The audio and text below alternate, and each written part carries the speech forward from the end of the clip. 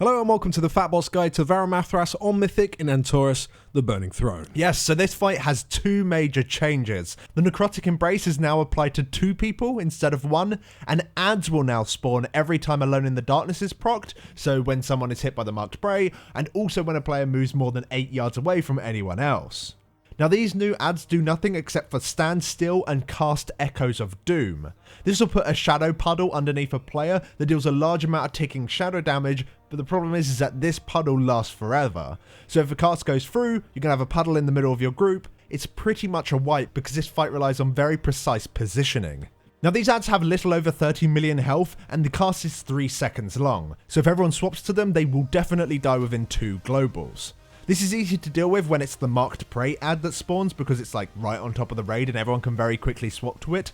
However, this can't exactly be said for the ads that will spawn when the Necrotic Embraces come into play. So let's talk about strategy. So you'll want to bring 3 tanks. You want 2 tanks to continue doing what you were doing on Heroic, and then you want a single tank to deal with the Necrotic Embrace.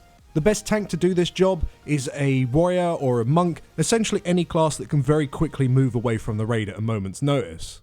Now before pulling the boss, you'll want to set up 6 markers, 2 on either side of the boss to act as the stack points for the raid to move between each time the Dark Fishes are cast, but you'll also want 2 additional markers on both sides that are no more than 8 yards away from the stack location, whilst also being 10 yards apart from each other, basically forming a triangle. If your raid leader is using bigwigs, then set up a diamond on one of the sides as a non-stack marker, and set up a triangle on the other side. When Necrotic Embrace is applied, the 2 players need to move to the opposite stack location with the tank. It's vital that you move as a group to prevent Alone in the Darkness from proccing. Once you arrive, the players with an icon that matches a world marker, so a diamond or a triangle, simply move to their world marker. And the player that doesn't match with either of them simply goes to the world marker that isn't a diamond or a triangle. Once their Necrotic Embrace drops, both stacks will now jump to the tank. The original players now run to the tank and then return back to the main group together, again to prevent Alone in the Darkness proccing. And as no one is no longer in range of the tank with a debuff, he is now going to proc Alone in the Darkness and an ad will spawn.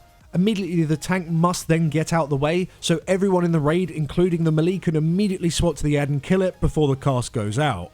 Once the tank's necrotic debuff has dropped, he can then return back to the raid, ready to deal with the next set. So quickly, just to explain it again, the necrotic debuffs come in, the debuff players and the extra tank move to the opposite stack location, the tank stands still, and the debuff players move to a world marker that matches their icon, and if it doesn't match the icon, then you just go to the one that isn't a diamond or a triangle. The debuffs time out, they jump onto the tank, both of the original debuff players meet at the tank and then run back to the raid together. The Alone in the Darkness procs on the tank, the ad spawns, the tank runs away and returns once Necrotic Embrace is timed out. You kill the ad and you're done. And if you can do that throughout the entire fight, nothing is really going to get in your way of killing this boss. Now when swapping to the ad that spawns either through the marked prey or from the necrotic tank, it may be important for your raid to have some people save spells just to make sure this ad dies in time.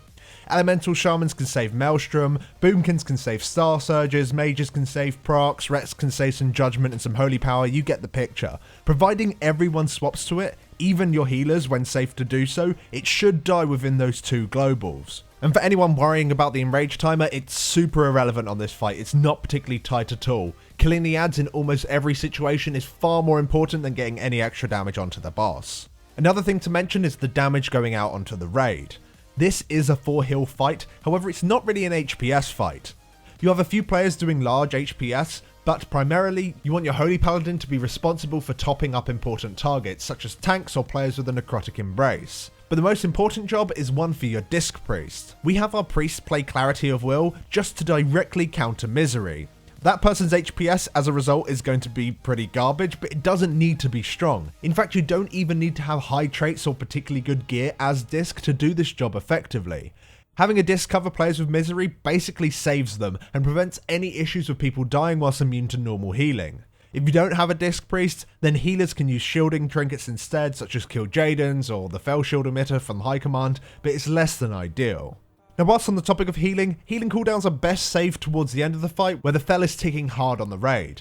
It is a 5-minute fight however, so you can use them early and then reuse them later. We typically use them whilst moving from the Dark Fissures. And aside from that, this encounter pretty much plays out just like Heroic.